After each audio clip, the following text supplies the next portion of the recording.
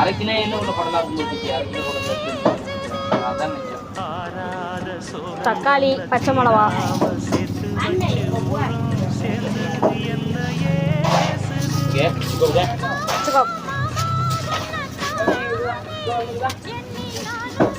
கருவேப்பிலை,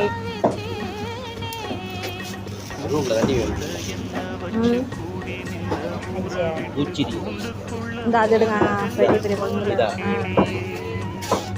நல்லா இருக்கு.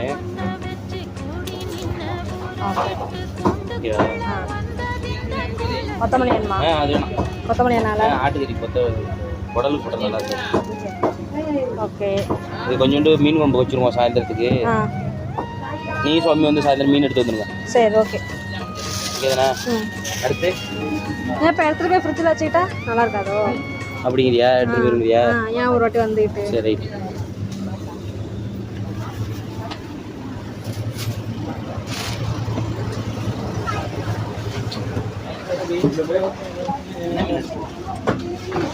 உங்களுக்கு தான் மீன் பார்த்து தெரியும், அதனால நல்ல இது போலாவா?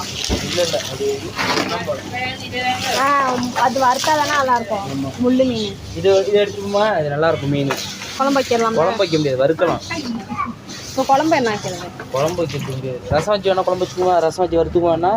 குழம்பு வச்சோம்னா 2 நாளைக்கு ஓடும். அப்படின்னா வந்து குழம்பு வச்சு வறுத்து பாறை மீன் இருக்கு, பாறை கிடக்கட்டுமா? இது நல்ல மீனாக தான் இருக்குது. எவ்வளோ நம்ம அது 20 இல்லையா கூடாங்க. இது என்ன மீன்? இது மீன் நல்லா இல்லை. மடாகண்டை கிடக்குது. எங்கே பாரு மடாகண்டை மீன். வறுக்கலாம். குழம்பு வைக்கலாமா? ஆனால் 2 பீஸ் தானே இருக்குது. கீர்த்தி ஒன்று பண்ண கீர்த்தி, இப்போதைக்கு இதை சாப்பிட்டுட்டு நாளைக்கு மட்டும் தயிர் வாங்கிட்டு போயிடுவோம்.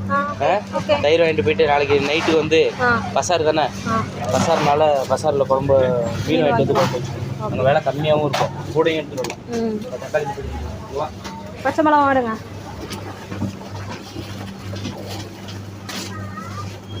கொஞ்சோண்டு எடுத்துக்க போகுது பச்சை மிளகா.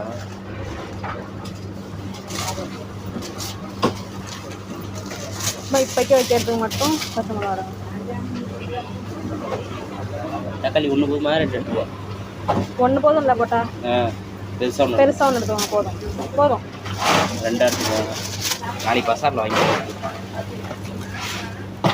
இது எடுத்துக்குவோம், ஏன்னா வடைக்கு வர ஊற போட்டிருக்கோங்க. ஆமாம், நாங்கள் நீங்கள் எங்கள் வீட்டில் வடை சுடப்படும்.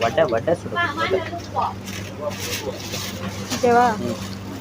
அதுக்கு தான் கேட்டேன், பச்சி போடுமான்ட்டு வந்து மிளகா வச்சு. நான் என்ன சொன்னேன்? நீ சொன்ன